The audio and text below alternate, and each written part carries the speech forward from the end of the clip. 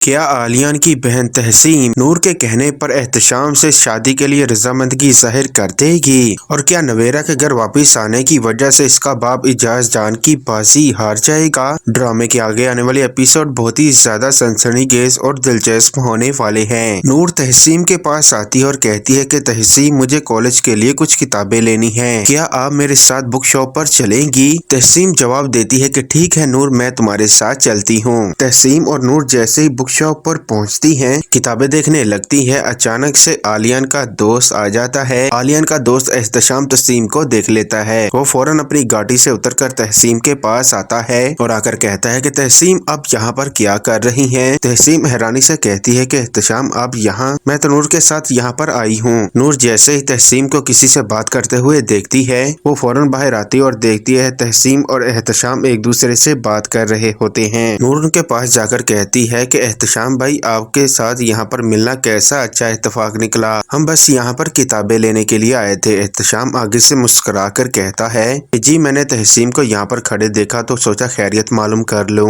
خیر آپ لوگ اپنی شاپنگ کیجئے اور میں یہاں سے چلتا ہوں۔ یہ کہہ کر احتشام وہاں سے چلا جاتا ہے۔ گھر آ کر نور تحسین سے کہتی ہے کہ تحسین مجھے آپ سے ایک بات کرنی ہے، میں چاہتی ہوں کہ آپ احتشام کے بارے میں ضرور سوچیں، وہ آپ سے محبت کرتا ہے اور آپ سے شادی کرنا چاہتا ہے، وہ آپ کو عزت دینا چاہتا ہے، پھر آپ اس محبت کو کیوں نہیں قبول کر رہی؟ تحسین اداس لہجے میں کہتی ہے کہ نور مجھے تو کچھ سمجھ ہی نہیں آ رہا، لوگوں کے رویے نے مجھے بہت ہی زیادہ تلخ کر دیا ہے، میں کسی کے ساتھ بھی امید نہیں باندھنا چاہتی کیونکہ وہ امید ٹوٹ گئی تو مجھے بہت ہی زیادہ تکلیف ہوگی۔ نور نرمی سے کہتی ہے کہ مجھے نہیں لگتا کہ احتشام بھائی ایسے ہی نکلیں گے، وہ آپ سے سچے دل سے محبت کرتے ہیں اور میں نے ان کی آنکھوں میں آپ کے لیے محبت دیکھی ہے، آپ ان کے بارے میں ضرور سوچئے گا۔ یہ کہہ کر نور وہاں سے چلی جاتی ہے۔ تحسین سوچ میں پڑ جاتی ہے کہ اگر نور کی بات سچ ثابت ہوگی تو اس کی زندگی کتنی سکون بھری ہو سکتی ہے۔ دوسری طرف آہل نے تو حد ہی پار کر دی ہے۔ جیسے ہی مہینے کا پہلا ہفتہ آتا ہے، آہل اسی انتظار میں ہوتا ہے کہ نویرا کی جیسے ہی تنخواہ آئے